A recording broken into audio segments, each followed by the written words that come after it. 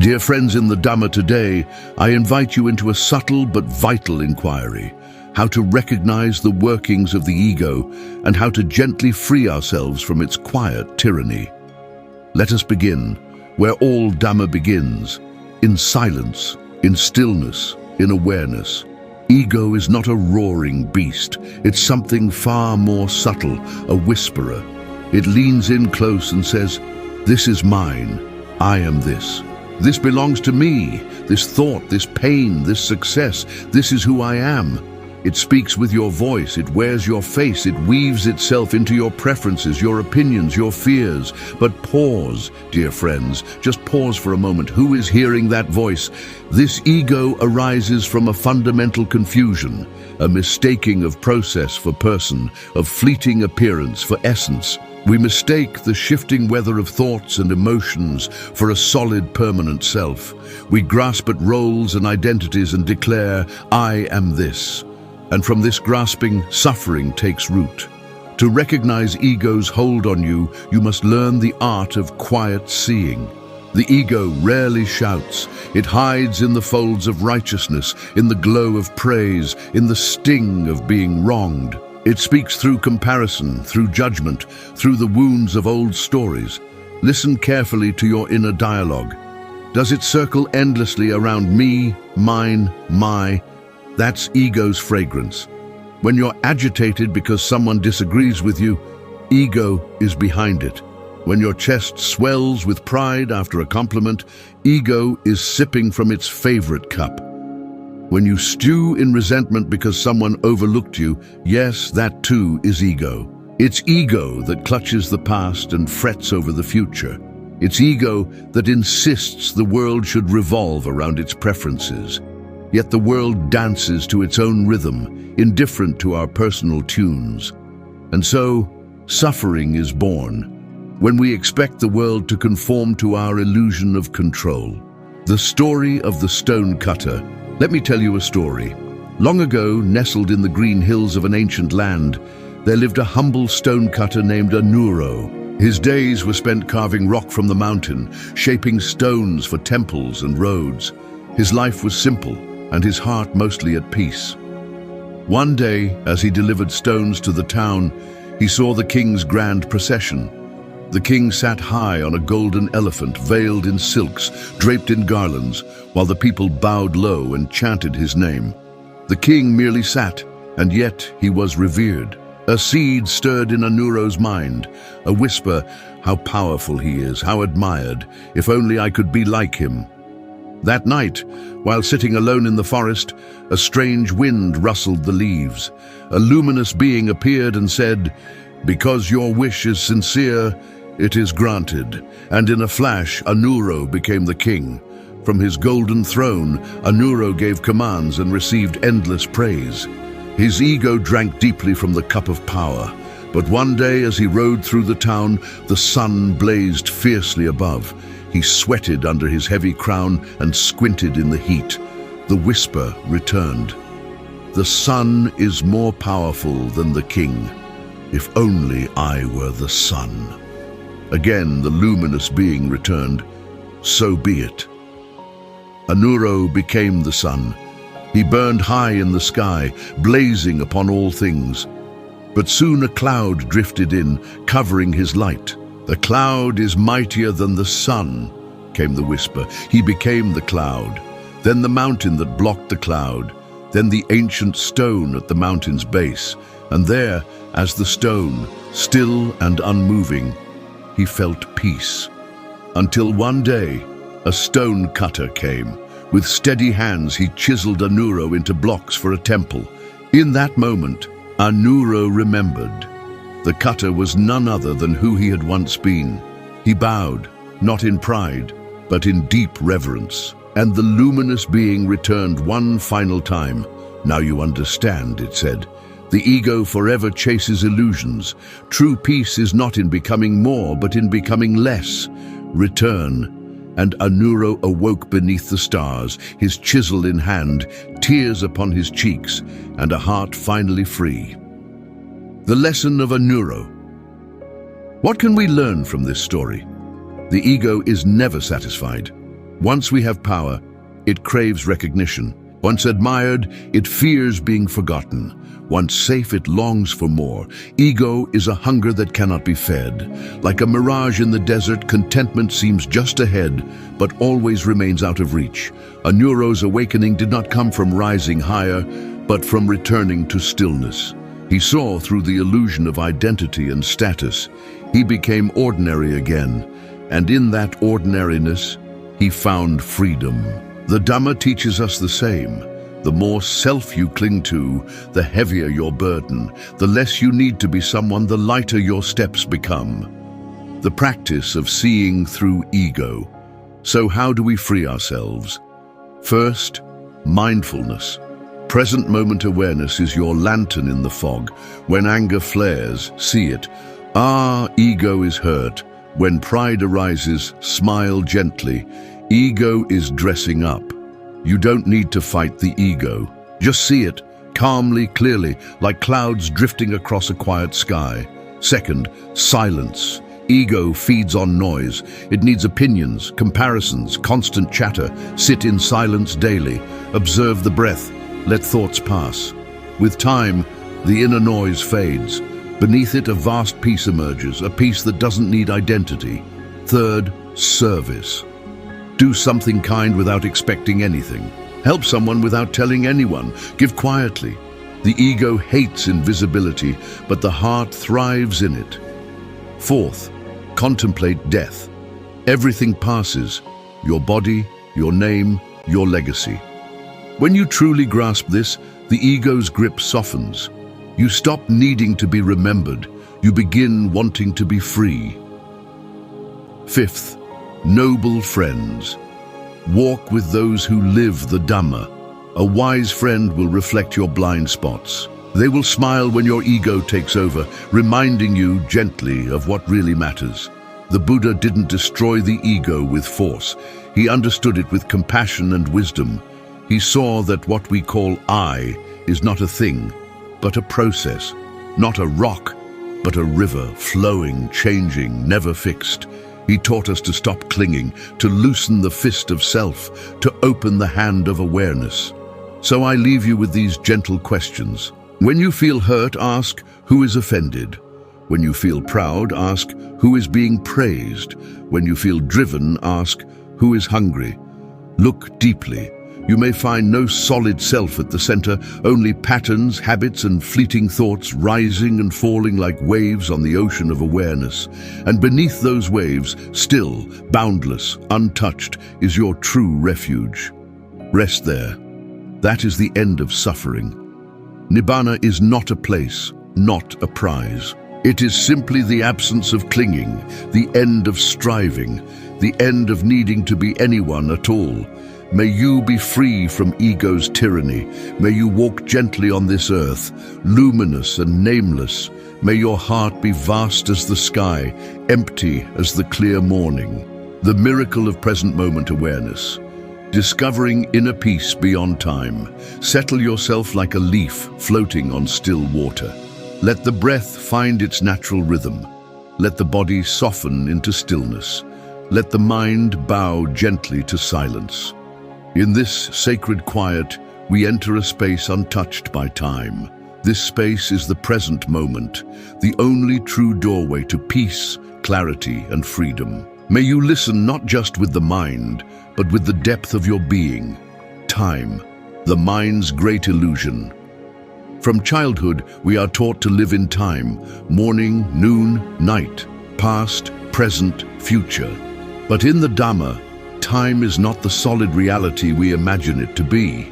The Buddha showed us that suffering is closely tied to our attachments to the past and our cravings for the future. The mind constantly runs. Regret, nostalgia, worry, anticipation. We're almost never here. You could be walking along a quiet forest path, birds singing all around, the scent of pine in the air, yet your mind is stuck in tomorrow's deadlines. You might be sipping tea with a dear friend, and yet your thoughts are trapped in a memory from years ago.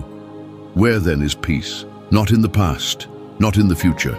Peace is found outside of time, within the only moment that truly exists, this one.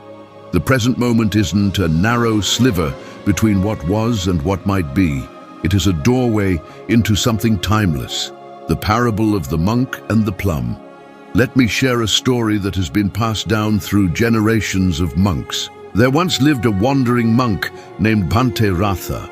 He had renounced the world in search of truth, owning nothing but his robes and a simple alms bowl. One evening, as storm clouds gathered and dusk fell, he sought shelter beneath a fig tree at the edge of a jungle. As he closed his eyes to meditate, he heard a rustle. A tiger had caught his scent and was creeping through the trees. Ratha opened his eyes and saw it, eyes glowing in the dark like twin moons. Without panic, he stood and began to run. The tiger chased after him. Ratha ran faster, leaping over roots and rocks until he reached the edge of a cliff. Below was a river, churning and wild. With no time to hesitate, he jumped. Mid-fall, he managed to grab a vine growing from the cliff face. Above, the tiger snarled at the edge. Below, crocodiles floated in the river, eyes like still stones. He was suspended, death above, death below. And then, out of the corner of his eye, he noticed a single ripe plum growing from the vine. He reached for it, he plucked it, he ate it. It was the most delicious plum he had ever tasted. This, dear friends, is the miracle of present moment awareness. Ratha wasn't frozen in fear. He wasn't lost in thought.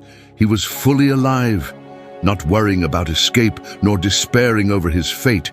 He was simply tasting a plum with his whole being. Do you see? The miracle is always here. The present moment is always now. The habit of elsewhere. Most people live in a place I call elsewhere. It's not on any map. It's a state of mind. It's the land of what if, I wish, maybe later. You're brushing your teeth but thinking about a meeting. You're at the meeting thinking about lunch. You eat lunch while planning dinner. Then you lie in bed worried about tomorrow. And so life passes in a blur, a dream we keep postponing, but the Dhamma calls us back, home, to this body, this breath, this moment, this cup of tea, this sunrise. When you're truly present, life becomes vivid again. You hear the crunch of gravel under your shoes. You feel the warmth of tea spreading through your chest. You notice how the wind moves through the trees like a silent bow. You're no longer a ghost in your own life. This awareness isn't exotic. It doesn't take decades to discover. It's as close as your next breath. But living in the present isn't easy because the ego lives in time. The ego spins stories. I was this. I will be that. I must become. The present dissolves those stories. That's why the ego resists it. But the wise delight in it. They step into the present like stepping into the light. The practice of presence. So how do we live more in the present moment? The answer is beautifully simple. Become aware of your breath. The breath is always here. It stitches your awareness back to the body.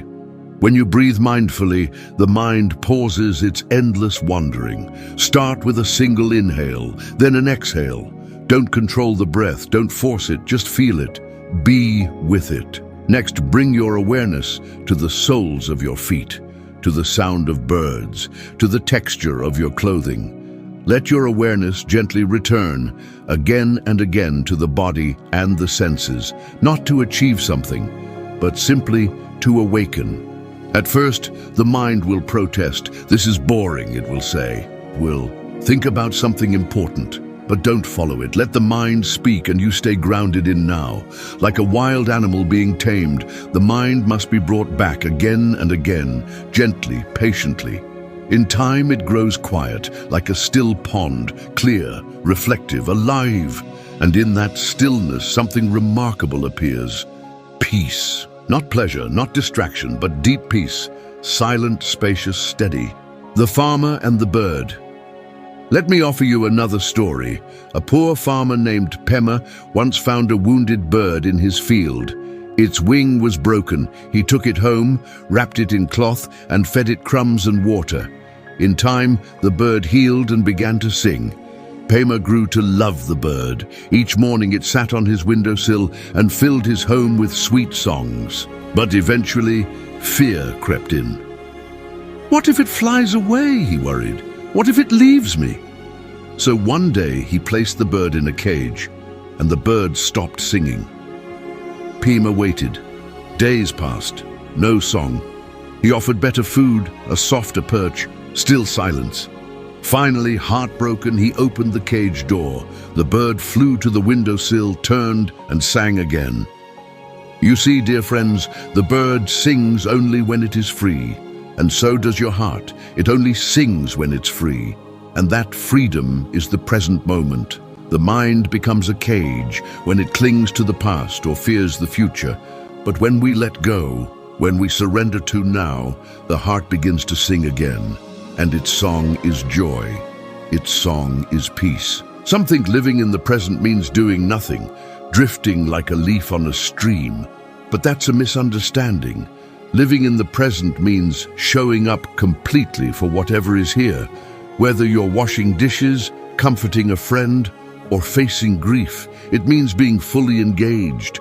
The present moment holds everything: joy, sorrow, effort, rest. When you're present, you meet each one fully. You don't resist, you don't run. You bow to the moment. Even suffering becomes more bearable in presence. Why? Because most suffering doesn't come from pain itself, but from our resistance to it. When we say, this shouldn't be happening, we suffer twice. But when we say, this is what is, and meet it with awareness, something opens. A quiet freedom emerges. Even in pain, there is peace. Even in sorrow, there is stillness. That is the gift of presence. It doesn't remove life's challenges, but it transforms our relationship with them. The present is enough. At the heart of it all, the greatest gift of present moment awareness is this. This is enough. This breath, this sky, this step. The Buddha didn't find enlightenment in some distant heaven. He found it beneath a tree, in his own body, in the stillness of now, and so can we. There is nowhere else to go.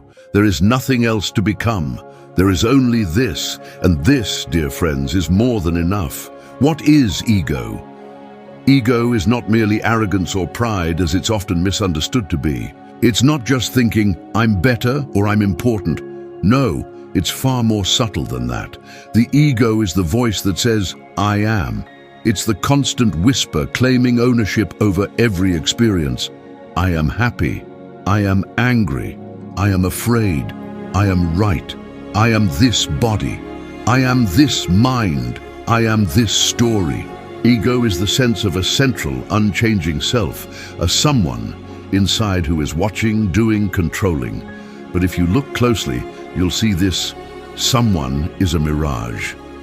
There is thinking but no thinker. There is seeing but no seer. There is feeling but no feeler. The Buddha pointed this out in the Anatta Lakkhana Sutta, the discourse on not self. He said, this body is not mine, not me, not myself. The same is true for feelings, perceptions, mental formations, and consciousness. These things arise and pass away. They are impermanent, unsatisfactory, and not self.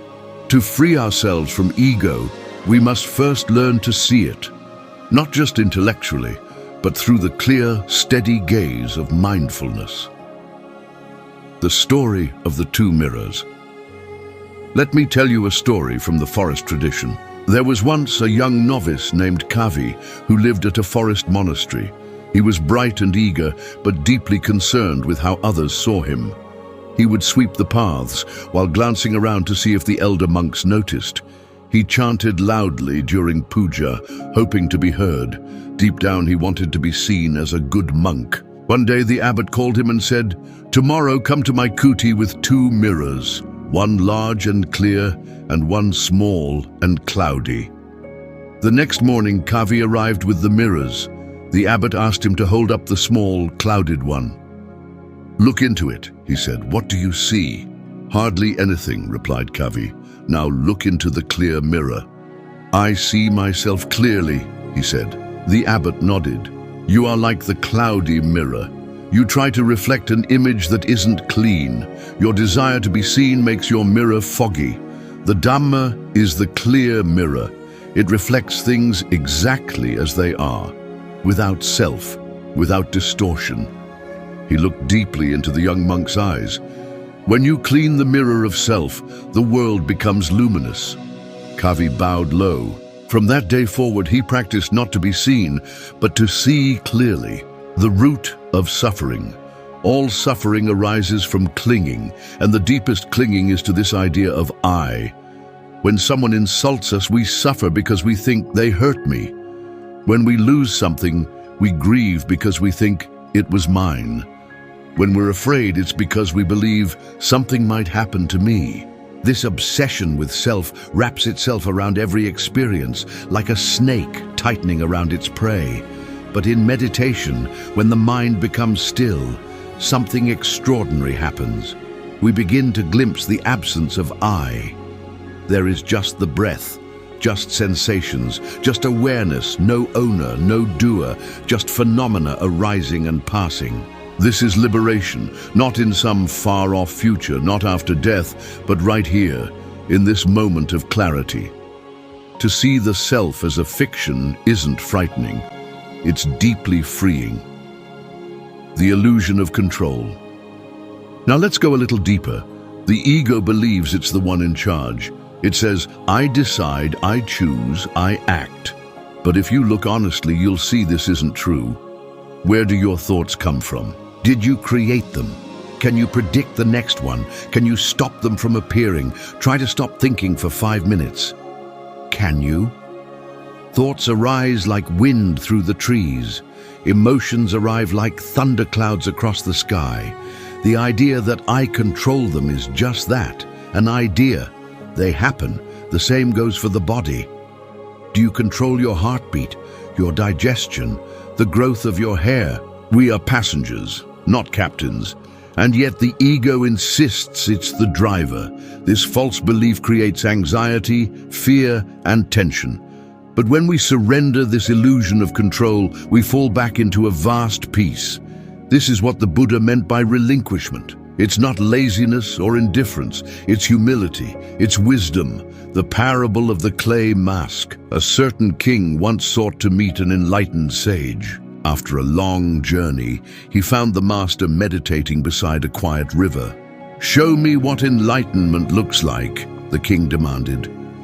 The sage picked up a lump of clay from the riverbank and shaped it into a face, a mask with wide eyes, a mouth, and a crown. Then he held it over his own face. The king laughed. "That's absurd." The sage replied, "This is what you do every day. You wear a mask of self and call it real."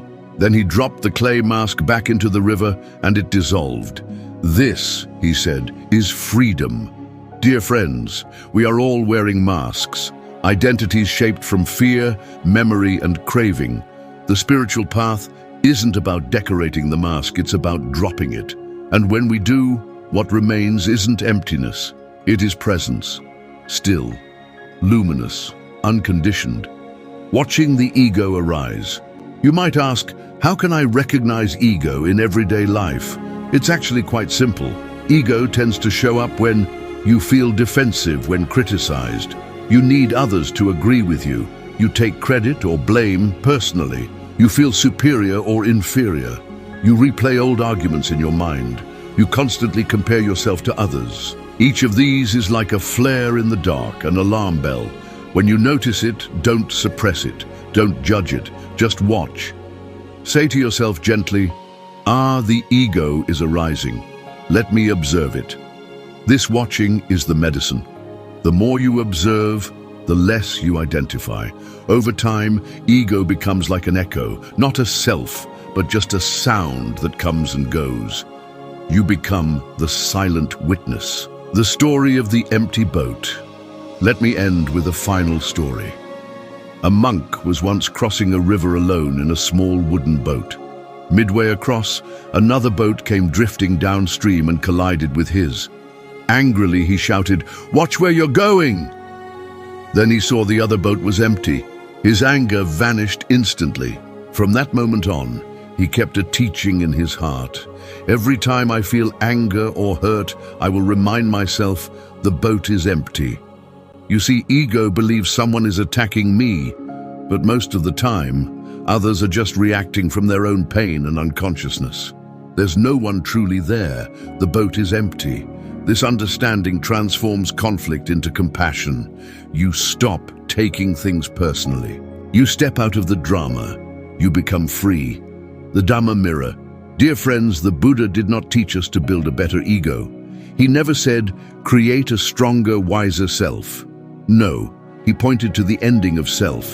The Dhamma is not a path of becoming. It is a path of undoing. Let the idea of self dissolve like mist in the morning sun. Let the stories fall away like autumn leaves. What remains? Silence. Peace. Awareness without boundary. This is your true nature, not a person, not a name, not a role, but the formless knowing, the Dhamma itself. The doorway of now. You might think you understand the present moment, but I invite you to pause, look again. We were not talking about the tick of a clock or the thin line between past and future. No, the present I speak of is vast, still, infinite. It isn't time, it's the absence of time, and in that absence, true peace begins to bloom. Time is thought. Most people don't actually live in the present. Their bodies may be here, but their minds dart like anxious horses, rushing toward imagined futures or stumbling back into memories, regrets, and old stories. This is dukkha. This is suffering. The Buddha didn't just offer philosophy or ethics. He was pointing toward something far more immediate. Liberation is now, not 10 years from now, not in another life, now. This moment, if seen clearly, is the end of suffering. Time is a creation of thought. Strip away the thinking mind and what is left isn't a fragile now squeezed between two edges. It is timeless awareness, luminous, unborn, deathless, the tale of the wanderer and the temple. Let me tell you a story. There was once a wanderer named Anuro who spent his life searching for a hidden temple said to contain a doorway into a realm beyond sorrow. For decades he wandered, through forests, across deserts, over mountains. He endured storms, hunger, doubt, and disappointment. At last, in a silent cave high in the mountains, he found an old monk sitting in stillness. The monk smiled and handed him a mirror. Anuro asked, "Where is the door?" The monk said, "Look closely." Anuro gazed into the mirror. He saw his own weary face, and then something deeper. Behind the image, he noticed silence, stillness, just breath, just seeing, no past, no future. He gasped. The monk whispered, "The present is the door. You've carried it your whole life." And Anuro wept. Entering the present, a practice. So how do we step through this door? We do the simplest thing. We stop. Stop doing, stop racing, stop reaching, sit, breathe. Pay attention, not by force, not with judgment. Just gently notice. The breath is always present.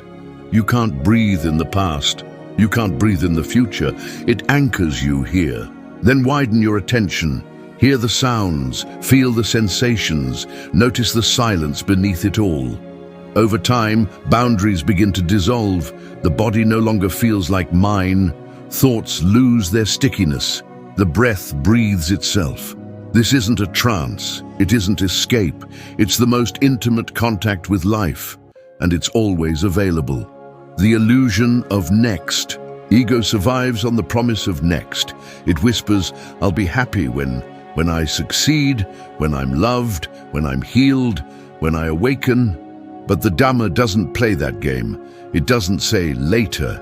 It says now. Look here. Seeking can be noble, but when seeking takes you out of the present, it becomes another kind of clinging. The Buddha sought for 6 long years, but under the Bodhi tree he stopped. He sat, he stopped chasing, and in that stillness he awakened. We must do the same. Stop seeking elsewhere. Start seeing here. The parable of the musician. A musician once came to a forest master. I long to find truth, he said, but I'm always distracted. The master asked, "What instrument do you play?" "A veena," the musician replied. The master nodded. "Tell me, what happens if the strings are too tight?" "They snap, and if they're too loose, they make no sound." "So it is with the mind," said the master, "not too tight, not too loose, tuned, attentive, present." The musician bowed. He understood.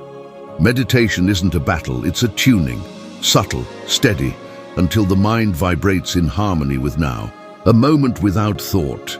Have you ever experienced a moment without thought? Not sleep, not distraction, but pure, alert stillness. No commentary, no label. Perhaps you saw the sunset, or heard a bird at dawn, or gazed into a newborn's eyes. For a moment, you weren't someone watching, you were just awareness. No self, no time, only presence. That's a glimpse of Dhamma. Now imagine living from that space, not as a fleeting moment, but as your home. The story of the silent bell. In a monastery in Japan, there was a large bronze bell hanging in the meditation hall, but it was never rung. One day, a young novice asked the abbot, "Why don't we ring the bell?" The old man smiled, "Because it is always ringing." The novice listened. He heard only silence. "I hear nothing," he said. "Exactly," the abbot replied. "That is its true sound." So it is with the present moment. It does not shout. It does not call attention to itself.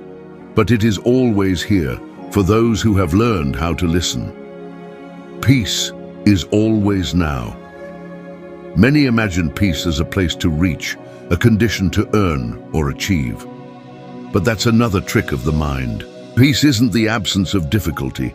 It isn't a reward for good behavior. It's not a future event. Peace is the natural state of awareness when it's not entangled in wanting, clinging, or resisting. It's deeper than pleasure, more stable than happiness. It is the unshaken heart, the still mind. It is you before the story, and it's always here, in this moment. The mirror of the present. Think of a mirror. When it's dirty, it distorts. When it's clean, it reflects things exactly as they are. Your awareness is the same. When fogged by thoughts, memory, identity, it reflects confusion. But when stilled, when you stop interfering, it reveals truth, impermanent, radiant, whole. This isn't theory, it's not belief, it's direct experience. You don't clean the mirror by scrubbing, you clean it by letting go. A breath, a leaf, a star. People often ask, what should I meditate on? I say, a breath, a leaf, a star. The breath because it is simple, honest, ever-present. A leaf because it teaches fragility, change, and grace. A star because it reminds us of vastness, wonder, humility. Each is part of the present.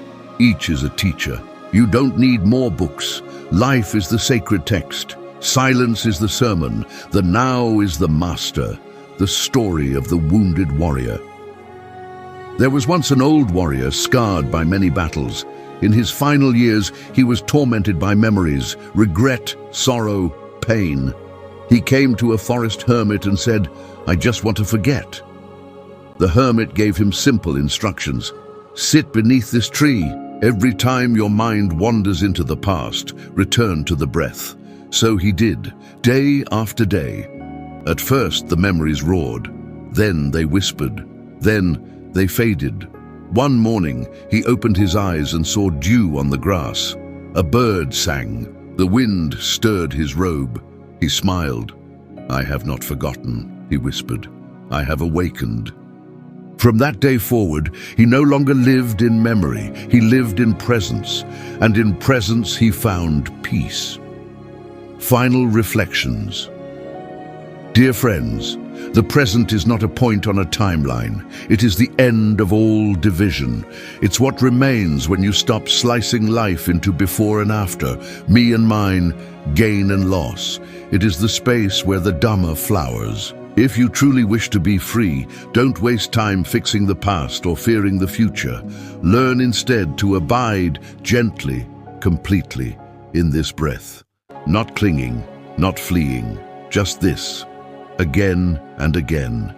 And in doing so, you don't become something new. You return to what you've always been, awareness itself, still, clear, boundless. This is the doorway. This is the freedom. This is the now. The mindful path through chaos, walking stillness in a restless world.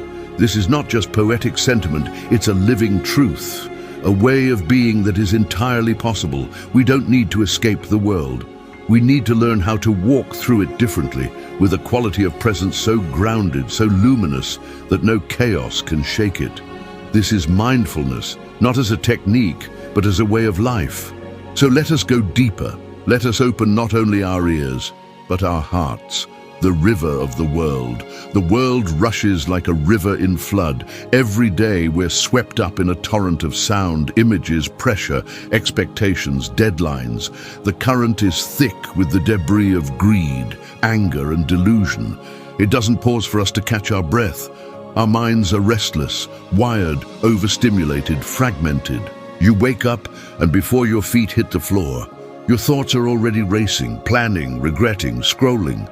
And then we wonder, why can't I find peace? But peace doesn't come from pushing harder. It comes from pausing, from stepping out of the current, or more precisely, becoming still while the river flows around you.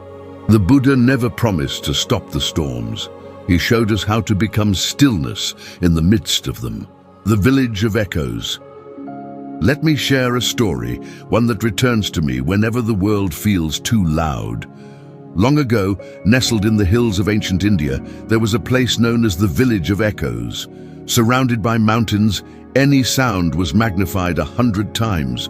A whisper became a shout became thunder. The villagers lived on edge, tensions flared quickly, even laughter felt overwhelming. But one elder, Venu, lived in deep peace. His home was the quietest place in the entire village. One day, a troubled youth came to him and asked, "How do you live so peacefully in this place?" Venu smiled and invited him inside. The young man was astonished. The house was built entirely of soft materials, clay, straw, thick rugs, and water pots. Even the walls were designed to absorb sound. "But this must have taken great effort," the boy said. "Yes," Venu replied. "I didn't change the mountain, I changed my house." In the same way, we can't silence the world, but we can build a refuge within, a sanctuary of mindfulness and stillness that no noise can disturb. The architecture of mindfulness. Mindfulness is not just 5 minutes of breath awareness. It's a way of being, deliberate, spacious, rooted in clarity. It may begin as attention training, but it matures into a way of living without resistance. So how do we build this inner refuge? 1. Lay the foundation of sila, virtue. Without ethical grounding, the mind won't settle. Sila is the stable floor beneath stillness. It calms regret and aligns us with truth. 2. Raise the pillars of awareness. Every time you pause and truly feel a breath, a sip of tea, a step, you place another stone in your temple of presence. 3. Build the roof of equanimity. This roof protects you from the storms of praise and blame, gain and loss, pleasure and pain. When you're no longer tossed by moods, you become steady. 4. Open the windows of loving kindness. Kindness softens the structure. It brings light and warmth. It turns silence into sanctuary. Walking through chaos, you don't need to run from the world to find peace. You just need to walk through it with your eyes open. When you walk, just walk. Feel each footstep. Let the sounds pass through you like wind through trees. When you work, just work.